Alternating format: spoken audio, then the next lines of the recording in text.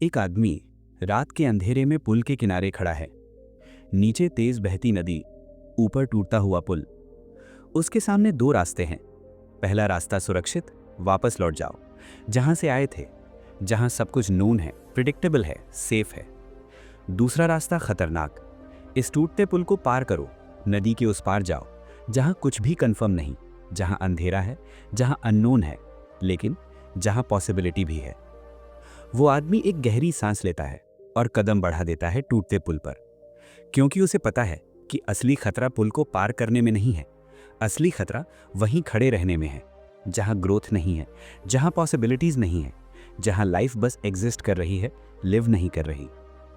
दोस्तों नमस्ते, आपका स्वागत है बुक सफर में। मैं हूं आपका होस्ट और आज हम बात करने वाले हैं एक ऐसी किताब के बारे में जो आपकी जिंदगी का नजरिया पूरी तरह बदल देगी। The art of risk by Richard Harris. ये किताब सिर्फ रिस्क के बारे में नहीं है, ये फियर के बारे में है, करेज के बारे में है, ग्रोथ के बारे में है और सबसे ज़रूरी, ये आपकी अनटैप्ड पोटेंशियल के बारे में है। तो अगर आप भी अपनी ज़िंदगी में कोई बड़ा डिसीजन लेने से डर रहे हैं, अगर आप कंफर्ट जोन में फंसे हुए महसूस कर रहे हैं, अगर आप जानना चाहते हैं कि सक्सेसफुल लोग रिस्क कैसे लेते हैं, तो ये एपिसोड आपके लिए है। तो बने रहिए मेरे साथ, क्योंकि अगले 30 मिनट्स में हम एक्सप्लोर करेंगे द आर्ट ऑफ रिस्क को गहराई से, आसान शब्दों में और आपकी रियल लाइफ से जोड़कर। तो चलिए शुरू करते हैं। तो सबसे पहले आपके मन में जो सवाल है उसका डायरेक्ट आंसर, रिस्क लेना जरूरी क्यों है? रिचर्ड हैरिस अपनी किताब द आर्ट ऑफ रिस्क में बहुत क्लियरली बताते हैं, रिस्क लेना इसलिए जरूरी है क्योंकि ग्रोथ का दूसरा नाम ही रिस्क है। जब आप पैदा हुए तो चलना नहीं जानते थे, लेकिन आपने रिस्क ली। गिरने का डर था, फिर भी आपने कदम उठाया, गिरे, उठे, फिर उठे और एक दिन आप चलने लगे। जब आप स्कूल गए तो नए लोगों से मिलना डरावना था, लेकिन आपने रिस्क ली, बात की, दोस्त बनाए। जब आप पहली जॉब के लिए गए, नर्वस थे, लेकिन गए। मतलब आपकी हर अचीवमेंट, हर स्किल, हर रिलेशनशिप रिस्क की वजह से पॉसिबल हुई। लेकिन हैरिस सिर्फ ये नहीं कहते कि ब्लाइंड रिस्क लो, वो कहते हैं कैलकुलेटेड रिस्क लो, इन्फॉर्म्ड रिस्क लो, स्मार्ट रिस्क लो। ये किताब आपको 3 चीजें सिखाती है। पहला, अपने फियर को कैसे समझें और मैनेज करें। दूसरा, किसी भी सिचुएशन में स्मार्ट डिसीजंस कैसे लें। तीसरा, फेलियर को सक्सेस में कैसे कन्वर्ट करें। हैरिस बताते हैं कि सक्सेसफुल लोग फियरलेस नहीं होते, वो बस अपने डर को समझते हैं, उसे एक्सेप्ट करते हैं और फिर भी आगे बढ़ जाते हैं। तो अगर आप भी अपनी लाइफ में कुछ बड़ा करना चाहते हैं, कोई नया वेंचर शुरू करना चाहते हैं या फिर अपने करियर में एक बोल्ड मूव लेना चाहते हैं, तो ये एपिसोड आपके लिए एक कंप्लीट गाइड है। तो चलिए अब डीप डाइव करते हैं इस किताब में और समझते हैं द आर्ट ऑफ रिस्क को स्टेप बाय स्टेप। चैप्टर 1, डर की साइकोलॉजी। दोस्तों आइए शुरू करते हैं एक सिंपल क्वेश्चन से। आप सुबह उठते हैं, आपके व्हाट्सएप पर एक मैसेज आता है आपके बॉस का, लिखा है मुझसे मिलना है अर्जेंट, बस इतना। और अचानक आपका दिल तेज धड़कने लगता है, हाथ पसीने से भीग जाते हैं, माइंड में नेगेटिव थॉट्स आने लगते हैं। क्या मैंने कुछ गलत किया? क्या मुझे जॉब से निकालने वाले हैं? क्या कोई कंप्लेंट आई मेरे खिलाफ? ये है फियर। रिचर्ड हैरिस कहते हैं fear is the most natural human emotion. ये आपकी कमजोरी नहीं, ये आपके सर्वाइवल मैकेनिज्म का हिस्सा है। हजारों साल पहले जब हमारे एंसेस्टर्स केव्स में रहते थे, तब फियर ने उन्हें जिंदा रखा। अगर कोई आवाज आती थी तो फियर अलर्ट करता था, शेर हो सकता है, भाग जाओ, बच जाओ। उस टाइम फियर का मतलब था सर्वाइवल। लेकिन आज मॉडर्न वर्ल्ड में हमें शेरों से नहीं डरना है, हमें बॉस की ईमेल से डर लगता है, प्रेजेंटेशन से डर लगता है, रिजेक्शन से डर लगता है, फेलियर से डर लगता है। हैरिस बहुत ब्यूटीफुली एक्सप्लेन करते हैं। वो कहते हैं आज के दौर में फियर हमें प्रोटेक्ट नहीं कर रहा, फियर हमें पैरालाइज कर रहा है। फियर ऑफ फेलियर हमें ट्राई करने से रोकता है, फियर ऑफ रिजेक्शन हमें बोलने से रोकता है, फियर ऑफ अनसर्टेनिटी हमें डिसीजंस लेने से रोकता है। और रिजल्ट क्या होता है? हम स्टक हो जाते हैं, सेम जॉब में, सेम रूटीन में, सेम लाइफ में। ईयर्स गुजर जाते हैं और हम वहीं के वहीं रहते हैं। तो सवाल ये है कि फियर को हैंडल कैसे करें। हैरिस एक ब्रिलियंट फ्रेमवर्क देते हैं जिसे वो कहते हैं the fear framework. F, face it, अपने डर को पहचानो, इग्नोर मत करो। ई, एग्जामिन इट, एनालाइज करो कि एग्जैक्टली किस चीज से डर लग रहा है। A, assess it, real danger कितनी है, परसीव डेंजर कितनी है। R, respond to it, action लो, इन्फॉर्म्ड एक्शन, कैलकुलेटेड एक्शन। मैं आपको एक रियल एग्जाम्पल देता हूं। मान लीजिए आप जॉब बदलना चाहते हैं लेकिन डर लग रहा है, तो पहले फेस इट, एक्सेप्ट करो कि हाँ मुझे डर लग रहा है। फिर एग्जामिन इट, किस चीज़ से डर है? नई कंपनी में एडजस्ट नहीं हो पाया तो? सैलरी कम मिली तो? वर्क कल्चर अच्छा नहीं रहा तो? अब असेस इट। क्या सच में ये सब हो सकता है? प्रोबेबिलिटी क्या है? डेटा क्या कहता है? करंट कंपनी में रहने के भी तो रिस्क है ना। ग्रोथ नहीं है, लर्निंग नहीं है, स्टैग्नेशन है। और अब रिस्पॉन्ड, डिसीजन लो, इन्फॉर्म डिसीजन। रिसर्च करो नई कंपनी के बारे में, ग्लासडोर रिव्यूज पढ़ो, करंट एम्प्लॉयज से बात करो, सैलरी नेगोशिएट करो, एग्जिट स्ट्रैटेजी प्लान करो। बस फियर मैनेजेबल हो गया। हैरिस कहते हैं फियर इज इंफॉर्मेशन, इसे इग्नोर मत करो, इसे इन्वेस्टिगेट करो। और सबसे इंटरेस्टिंग बात, हैरिस ये भी कहते हैं कि जहां फियर है वहीं ग्रोथ भी है। Think about it. जब आपको स्टेज पर जाने से डर लगता है, मतलब वहां पब्लिक स्पीकिंग स्किल डेवलप होने की पॉसिबिलिटी है। जब आपको नया बिजनेस शुरू करने से डर लगता है, मतलब वहां एंटरप्रेन्योरल ग्रोथ की पॉसिबिलिटी है। जब आपको कोई नया स्किल सीखने से डर लगता है, मतलब वहां एक्सपर्टीज डेवलप होने की पॉसिबिलिटी है। तो अगली बार जब आपको किसी चीज़ से डर लगे तो सेलिब्रेट करो, क्योंकि वो डर एक्चुअली आपको बता रहा है कि इस डायरेक्शन में ग्रोथ है। Fear is not your enemy, fear is your compass pointing towards your potential. तो दोस्तों, ये था पहला लेसन। फियर को अपना दुश्मन मत समझो, इसे अपना गाइड बनाओ। Chapter 2, calculated risk versus blind risk. अब आते हैं दूसरे इंपॉर्टेंट लेसन पर, और वो है calculated risk versus blind risk. मैं आपको दो लोगों की स्टोरी बताता हूँ। पहला है राहुल, 28 साल का सॉफ्टवेयर इंजीनियर, अच्छी जॉब है। सडनली एक दिन उसे एक बिजनेस आइडिया आता है। वो बहुत एक्साइटेड हो जाता है। अगले ही हफ्ते जॉब छोड़ देता है। सारी सेविंग्स, पूरे 10 लाख बिजनेस में लगा देता है। ऑफिस रेंट कर लेता है, वेबसाइट बनवा लेता है, मार्केटिंग शुरू कर देता है। 6 महीने बाद बिजनेस फेल हो जाता है, सेविंग्स खत्म, जॉब भी गई। राहुल डिप्रेशन में चला जाता है। ये है ब्लाइंड रिस्क। अब दूसरा है प्रिया, सेम एज सेम प्रोफेशन। उसे भी बिजनेस आइडिया आता है, लेकिन वो अलग अप्रोच लेती है।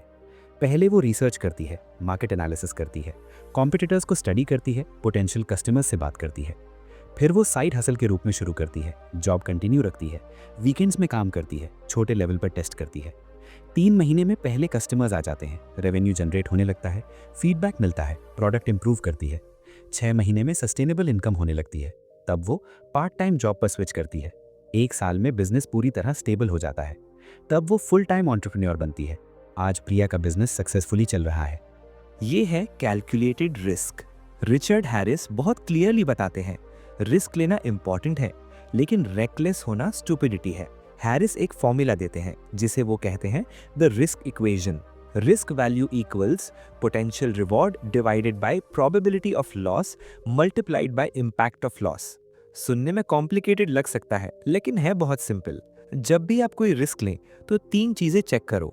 नंबर 1, पोटेंशियल रिवॉर्ड, मुझे क्या मिल सकता है? Money, growth, experience, satisfaction. Number 2, probability of loss, fail होने के चांसेस कितने हैं? 10%, 50%, 90%। नंबर 3, इम्पैक्ट ऑफ लॉस, अगर फेल हो गया तो मेरी लाइफ पर क्या असर पड़ेगा? रिकवरेबल है या डेवेस्टेटिंग होगा? मैं आपको एक सिंपल एग्जाम्पल देता हूं। सपोज आपको एक इन्वेस्टमेंट अपॉर्चुनिटी मिलती है, क्रिप्टो करेंसी। समवन कहता है इन्वेस्ट करो, 3 महीने में पैसा डबल हो जाएगा। पोटेंशियल रिवॉर्ड हाई, पैसा डबल। प्रोबेबिलिटी ऑफ लॉस भी हाई, क्रिप्टो वॉलेटाइल है। इम्पैक्ट ऑफ लॉस, ये डिपेंड करता है। अगर आप अपनी सारी सेविंग्स इन्वेस्ट कर रहे हैं तो इम्पैक्ट कैटास्ट्रोफिक है, लेकिन अगर आप सिर्फ 5% इन्वेस्ट कर रहे हैं जो आप अफोर्ड कर सकते हैं लूज करना, तो इम्पैक्ट मैनेजेबल है। तो कैलकुलेटेड रिस्क क्या होगा? स्मॉल अमाउंट इन्वेस्ट करो, डाइवर्सिफाई करो, रिसर्च करो, मार्केट को समझो, और सबसे जरूरी, केवल वो इन्वेस्ट करो जो आप हार सकते हैं। ये है स्मार्ट रिस्क टेकिंग। हैरिस बताते हैं, सक्सेसफुल लोग लकी नहीं होते, वो प्रिपेयर्ड होते हैं। जब वॉरेन बफेट इन्वेस्ट करते हैं तो वो मंथ्स रिसर्च करते हैं। जब इलॉन मस्क कोई वेंचर शुरू करते हैं तो वो पूरी प्लानिंग करते हैं, बैकअप प्लान्स रखते हैं। कैलकुलेटेड रिस्क का मतलब सेफ खेलना नहीं, कैलकुलेटेड रिस्क का मतलब स्मार्ट खेलना है। तो अगली बार जब आप कोई बड़ा डिसीजन ले तो खुद से ये क्वेश्चंस पूछिए, क्या मैंने इनफ रिसर्च की है? क्या मेरे पास डेटा है या सिर्फ इमोशंस हैं? क्या मेरे पास बैकअप प्लान है? वर्स्ट केस सिनेरियो क्या है और क्या मैं उससे रिकवर कर सकता हूँ? अगर इन सवालों के सेटिस्फैक्ट्री जवाब हैं तो जाइए कॉन्फिडेंटली, फियरलेसली, और अगर नहीं है तो रुकिए, प्लान कीजिए, प्रिपेयर कीजिए, फिर जाइए, क्योंकि जैसा हैरिस कहते हैं, there is a thin line between brave and foolish, और वो लाइन है प्रिपरेशन। चैप्टर 3, कंफर्ट जोन का ट्रैप। अब बात करते हैं शायद इस किताब के सबसे पावरफुल लेसन की, कंफर्ट जोन। आप सुबह उठते हैं, सेम टाइम पर उठते हैं, सेम ब्रेकफास्ट खाते हैं, सेम रूट से ऑफिस जाते हैं, सेम लोगों से मिलते हैं, सेम काम करते हैं, सेम टाइम पर घर आते हैं, सेम शोज देखते हैं, सेम टाइम पर सो जाते हैं। और ये साइकिल रोज रिपीट होती रहती है। एक दिन, एक हफ्ता, एक महीना, एक साल, 5 साल, 10 साल। और एक दिन आप रियलाइज करते हैं, मैं तो वहीं का वहीं हूँ, कुछ बदला ही नहीं। ये है कंफर्ट जोन का ट्रैप। रिचर्ड हैरिस लिखते हैं, comfort zone is a beautiful place but nothing ever grows there.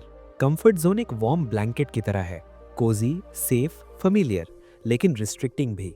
Harris बताते हैं कि हमारा ब्रेन कंफर्ट को प्रेफर करता है क्योंकि कंफर्ट मींस प्रेडिक्टेबिलिटी और प्रेडिक्टेबिलिटी मींस सेफ्टी। लेकिन प्रॉब्लम ये है कि ग्रोथ अनप्रेडिक्टेबल होती है।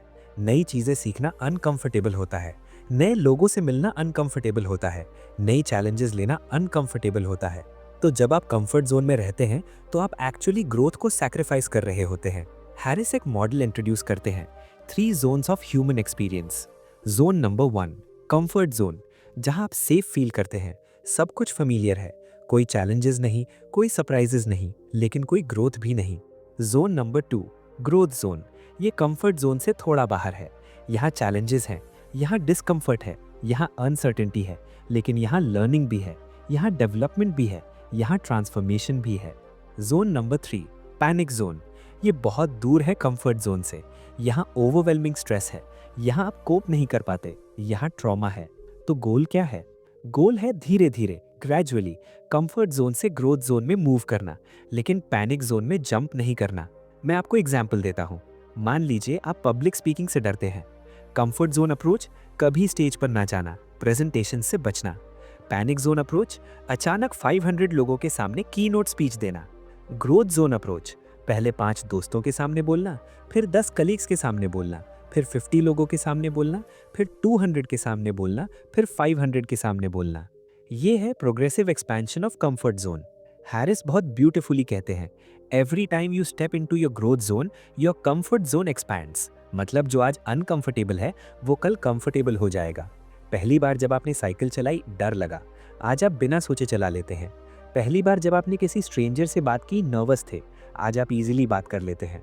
पहली बार जब आपने कोई प्रेजेंटेशन दी, हैंड्स कांप रहे थे, आज आप कॉन्फिडेंटली प्रेजेंट करते हैं। मतलब कंफर्ट जोन स्टैटिक नहीं है, वो एक्सपैंडेबल है। तो हैरिस की एडवाइस क्या है? हर हफ्ते एक ऐसी चीज करो जो आपके कंफर्ट जोन से बाहर हो। कुछ भी, छोटी चीज भी चलेगी। किसी स्ट्रेंजर को हेलो बोलो, किसी नए रेस्टोरेंट में अकेले खाना खाओ, कोई नया डिश ट्राई करो, किसी से सॉरी बोलो जिससे बोलना टाल रहे थे, अपने बॉस से कोई बात करो जो टाल रहे थे, कोई ऑनलाइन कोर्स स्टार्ट करो, जिम ज्वाइन करो, कोई नया हॉबी ट्राई करो। बस एक अनकंफर्टेबल एक्शन हर हफ्ते, और देखो 3 महीने में आपकी कॉन्फिडेंस लेवल कितनी बढ़ गई है। हैरिस एक पावरफुल कोट लिखते हैं, life begins where fear ends, और फियर एंड्स जब एक्शन बिगिंस। तो दोस्तों, मैसेज सिंपल है, अपने कंफर्ट जोन से बाहर निकलो, धीरे धीरे, कंसिस्टेंटली, और देखो अपनी लाइफ ट्रांसफॉर्म होते हुए। चैप्टर 4, फेलियर को टीचर बनाओ। अब आते हैं शायद इस किताब के सबसे इंपॉर्टेंट लेसन पर, और वो है फेलियर। फेलियर, ये शब्द सुनते ही हमें अनकंफर्टेबल फील होता है। हमारे सोसाइटी में फेलियर को इतना नेगेटिव बना दिया गया है कि लोग ट्राई ही नहीं करते क्योंकि उन्हें डर है कि कहीं फेल ना हो जाएं। लेकिन रिचर्ड हैरिस पूरा पर्सपेक्टिव चेंज कर देते हैं। हैरिस कहते हैं, failure is not the opposite of success, failure is a stepping stone to success. मैं आपको कुछ एग्जाम्पल्स देता हूँ। थॉमस एडिसन ने लाइट बल्ब इन्वेंट करने से पहले 10,000 बार फेल किया। किसी ने पूछा, आपने 10,000 बार फेल होकर कैसा फील किया? एडिसन ने कहा, मैं फेल नहीं हुआ, मैंने 10,000 तरीके डिस्कवर किए जो काम नहीं करते। वॉल्ट डिज्नी को उनकी पहली जॉब से इसलिए फायर किया गया क्योंकि उनमें क्रिएटिविटी नहीं थी। आज डिज्नी एक $multi-billion एम्पायर है। कर्नल सैंडर्स, KFC शुरू करने से पहले 1000 से ज़्यादा रेस्टोरेंट्स ने उनकी रेसिपी रिजेक्ट की। उन्होंने अपनी फर्स्ट फ्रेंचाइज खोली जब वो 62 साल के थे। तो मैसेज क्या है? फेलियर परमानेंट नहीं है, फेलियर सिर्फ फीडबैक है। हैरिस एक ब्रिलियंट फ्रेमवर्क देते हैं जिसे वो कहते हैं the failure learning loop. Step 1, acknowledge, accept करो कि हाँ मैं फेल हुआ, डिनायल में मत रहो, एक्सक्यूजेस मत बनाओ। स्टेप 2, एनालाइज, क्या गलत हुआ, एग्जैक्टली कहाँ मिस्टेक हुई, एक्सटर्नल फैक्टर्स क्या थे, इंटरनल फैक्टर्स क्या थे।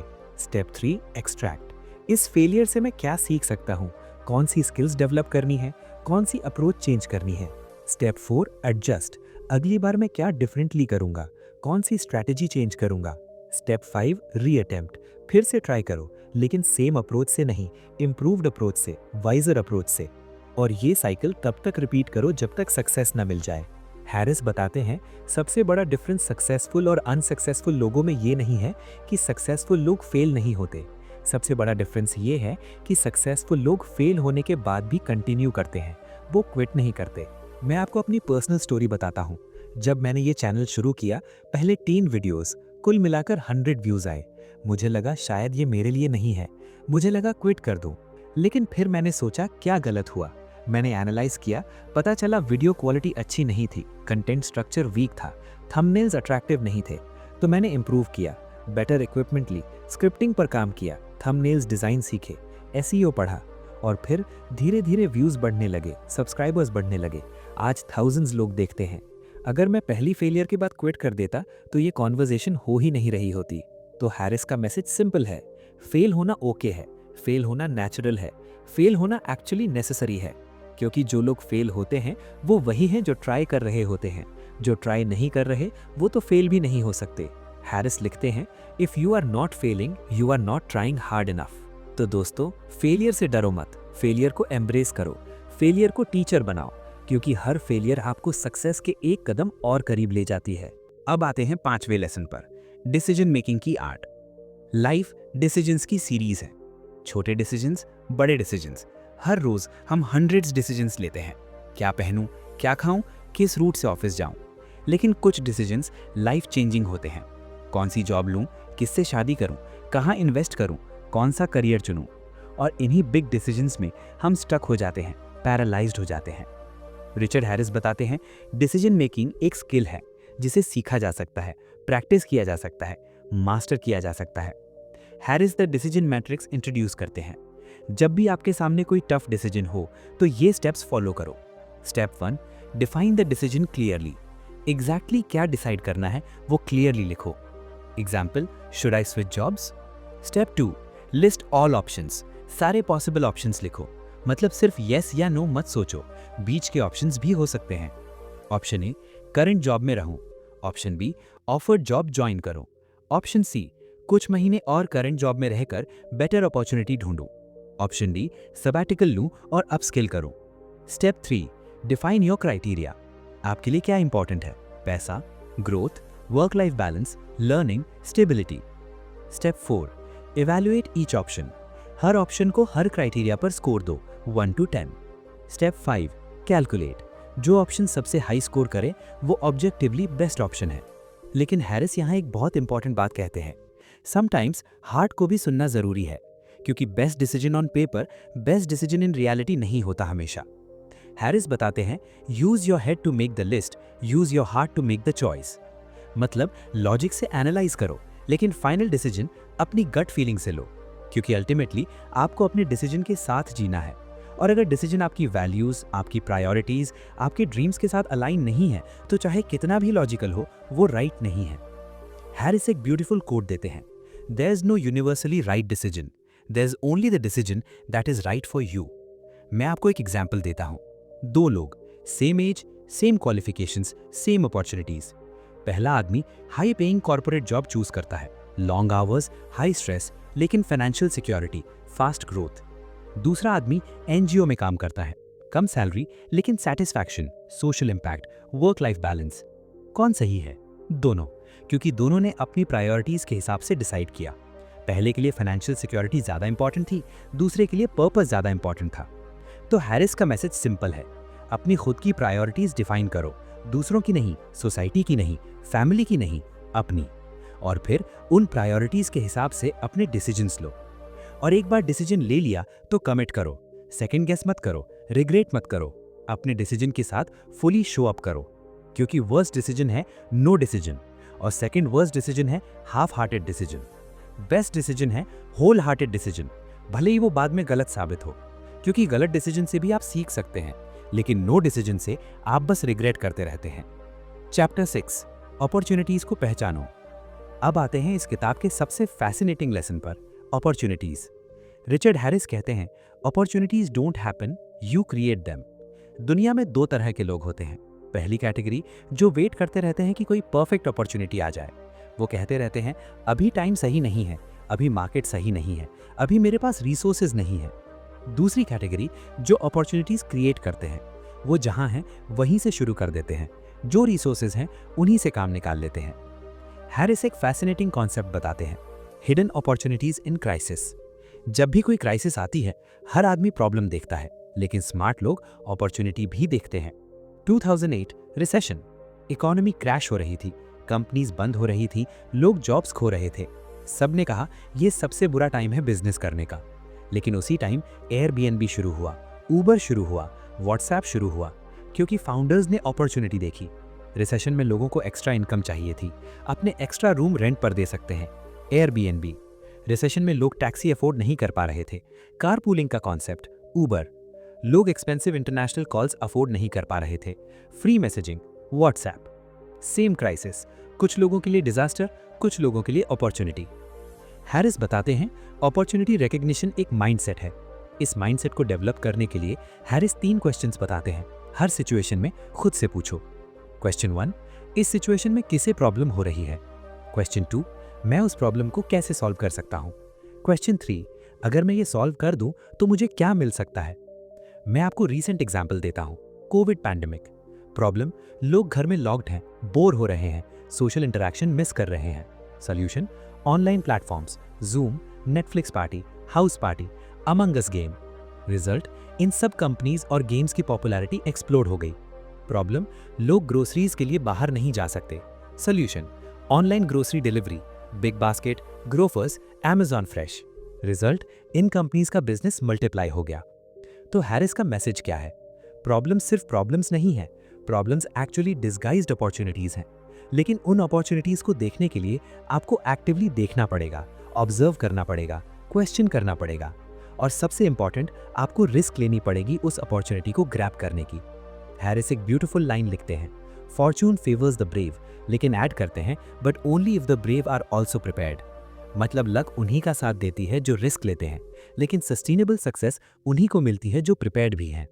तो दोस्तों, अपने आसपास देखो, अपनी प्रॉब्लम्स देखो, दूसरों की प्रॉब्लम्स देखो, सोसाइटी की प्रॉब्लम्स देखो, और फिर सोचो क्या मैं इसे सॉल्व कर सकता हूँ।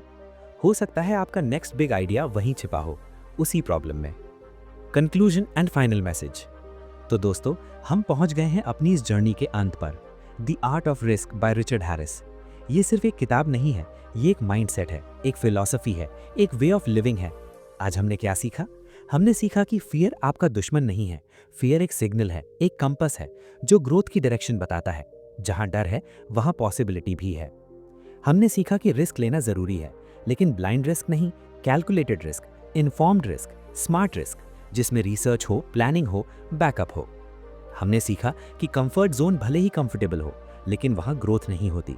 हर ब्रेक थ्रू डिस्कंफर्ट में होती है, हर ट्रांसफॉर्मेशन अनकंफर्टेबल जोन में होती है। हमने सीखा कि फेलियर परमानेंट नहीं है, फेलियर सिर्फ फीडबैक है, यूनिवर्स का वे ऑफ सेइंग इस रूट से नहीं, दूसरे रूट से ट्राई करो। हर फेलियर आपको सक्सेस के एक स्टेप और करीब ले जाती है। हमने सीखा कि डिसीजन मेकिंग एक स्किल है, और हर डिसीजन लॉजिकली भी साउंड होना चाहिए और इमोशनली भी अलाइंड होना चाहिए अपनी वैल्यूज के साथ, अपनी प्रायोरिटीज के साथ। और हमने सीखा कि अपॉर्चुनिटीज वेट नहीं करती, अपॉर्चुनिटीज क्रिएट करनी पड़ती हैं। प्रॉब्लम्स के अंदर अपॉर्चुनिटीज छिपी होती हैं, बस देखने वाली नजर चाहिए। अब मैं आपको एक आखिरी स्टोरी सुनाना चाहता हूँ। बहुत साल पहले एक जवान लड़का था, गरीब परिवार से। उसके पास कोई डिग्री नहीं थी, कोई कनेक्शंस नहीं थे, कोई मनी नहीं था, लेकिन उसके पास एक आइडिया था और एक बिलीफ था। उसने एक छोटी सी दुकान खोली, कम पैसों में। फेल हो गया, फिर खोली, फिर फेल हुआ, तीसरी बार खोली, चौथी बार, पांचवी बार। लोग हंसते थे, कहते थे छोड़ दे, तेरे से नहीं होगा। लेकिन वो नहीं रुका, क्योंकि उसे पता था कि हर फेलियर उसे कुछ नया सिखा रही है, हर मिस्टेक उसे वाइज बना रही है, हर सेटबैक उसे स्ट्रॉन्गर बना रहा है। और एक दिन उसका छठा अटेम्प्ट सक्सेसफुल हो गया। आज वो बिजनेस एक एम्पायर है, और वो लड़का एक इंस्पिरेशन है मिलियंस के लिए। उसका नाम है धीरू भाई अंबानी। तो मैसेज क्या है? मैसेज ये है कि आप जहां हैं वहां से शुरू करो, जो आपके पास है उससे शुरू करो, जो आप कर सकते हैं वो करो। डर लगेगा, लगने दो, डर के साथ चलो। फेल होंगे, हो जाओ, फेल होकर सीखो। अनकंफर्टेबल होगा, अच्छा है, अनकंफर्टेबल में ही ग्रो होता है। लेकिन रुको मत, गिव अप मत करो, क्योंकि आपका ब्रेक थ्रू शायद बस अगले कोने पर है, एक और अटेम्प्ट में है, एक और ट्राई में है। रिचर्ड हैरिस अपनी किताब में लिखते हैं, the biggest risk in life is not taking any risk, playing it safe is the most dangerous game. क्योंकि जब आप कोई रिस्क नहीं लेते तो आप एक्चुअली अपनी पोटेंशियल को वेस्ट कर रहे होते हैं, अपनी ड्रीम्स को मार रहे होते हैं, अपनी पॉसिबिलिटीज को लिमिट कर रहे होते हैं। और सबसे बुरी बात, आप रिग्रेट के साथ जीते हैं, वो पेनफुल फीलिंग कि काश मैंने ट्राई किया होता। तो फ्रेंड्स, आज से इस मोमेंट से एक डिसीजन लो कि मैं अपने डर को अपना बॉस नहीं बनने दूंगा, मैं अपने डर को अपना गाइड बनाऊंगा। कि मैं फेलियर से नहीं डरूंगा, मैं फेलियर से सीखूंगा। कि मैं अपने कंफर्ट जोन में नहीं रहूंगा, मैं हर दिन कुछ ना कुछ अनकंफर्टेबल करूंगा। कि मैं अपॉर्चुनिटीज का वेट नहीं करूंगा, मैं अपॉर्चुनिटीज क्रिएट करूंगा। और सबसे इंपॉर्टेंट, कि मैं रिस्क लूंगा, smart risk, calculated risk, informed risk, क्योंकि मैं जानता हूं कि मेरी बेस्ट लाइफ मेरे कंफर्ट जोन के उस पार है। तो दोस्तों, ये थी द आर्ट ऑफ रिस्क की कंप्लीट समरी। मुझे होप है कि आपको ये हेल्पफुल लगी, वैल्यूएबल लगी, इंस्पायरिंग लगी। अगर लगी तो प्लीज़ लाइक कीजिए इस वीडियो को, शेयर कीजिए अपने उन फ्रेंड्स के साथ जिन्हें भी कोई बड़ा डिसीजन लेना है, जो भी अपनी लाइफ में कुछ बड़ा करना चाहते हैं। और हाँ, सब्सक्राइब ज़रूर कीजिए बुक सफ़र को, बेल आइकन दबाइए ताकि हर नई वीडियो आप तक सबसे पहले पहुँचे। कमेंट में ज़रूर बताइए, आपकी लाइफ का सबसे बड़ा रिस्क क्या था, आपने क्या सीखा उससे। इस एपिसोड से आपको सबसे इंपॉर्टेंट क्या लेसन मिला और कौन सी बुक की समरी आप नेक्स्ट चाहते हैं। मैं हर कमेंट पढ़ता हूं और पर्सनली रिप्लाई करता हूं। तो मिलते हैं अगले एपिसोड में एक और लाइफ चेंजिंग बुक के साथ। तब तक के लिए keep reading, keep learning, keep growing. और हाँ, keep taking risks, smart risks, calculated risks, because that's where magic happens. ये था आपका दोस्त बुक सफर के साथ।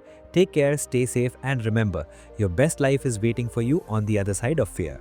थैंक यू, शुक्रिया, धन्यवाद।